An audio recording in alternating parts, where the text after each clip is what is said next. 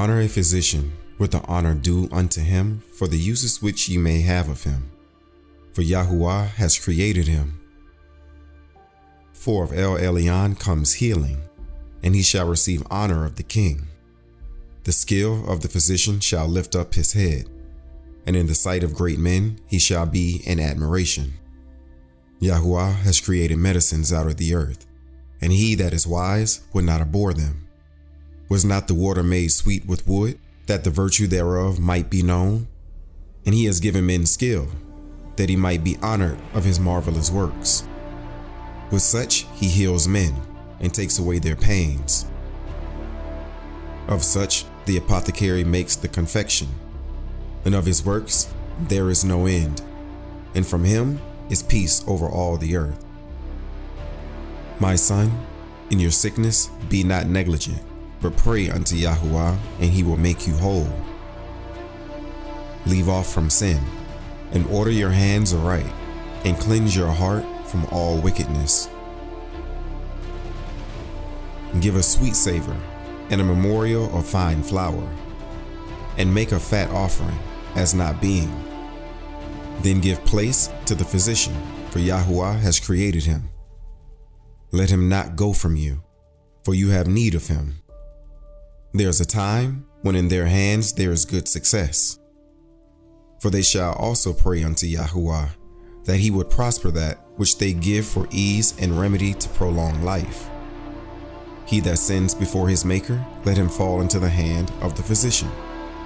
My son, let tears fall down over the dead, and begin to lament as if you had suffered great harm yourself, and then cover his body according to the custom, and neglect not his burial.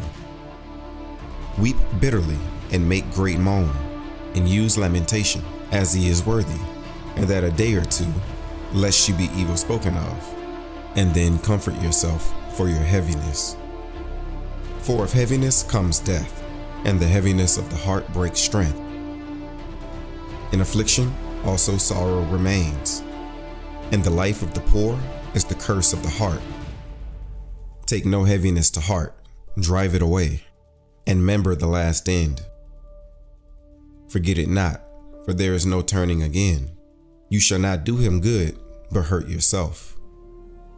Remember my judgment, for you also shall be so. Yesterday for me, and today for you. When the dead is at rest, let his remembrance rest, and be comforted for him, when his ruach is departed from him. The wisdom of a learned man comes by opportunity of leisure, and he that has little business shall become wise.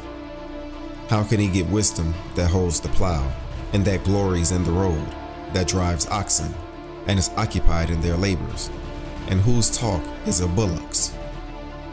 He gives his mind to make furrows, and is diligent to give the kind fodder. So every carpenter and workmaster that labors night and day, and they that cut engrave seals, and are diligent to make great variety, and give themselves to counterfeit imagery, and watch to finish a work. The smith also sitting by the anvil, and considering the iron work. The vapor of the fires wastes his flesh, and he fights with the heat of the furnace.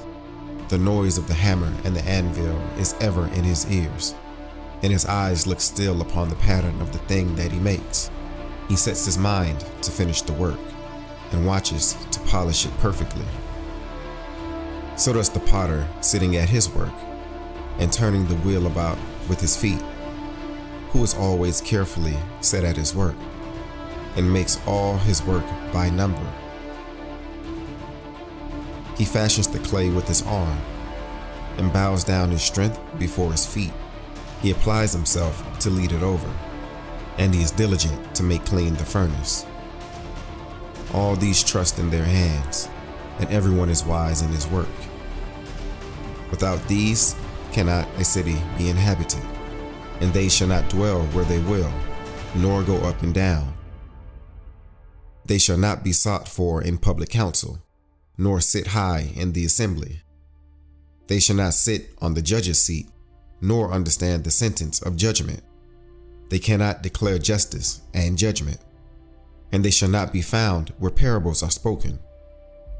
But they will remain in the state of the world, and all their desire is in the work of their craft.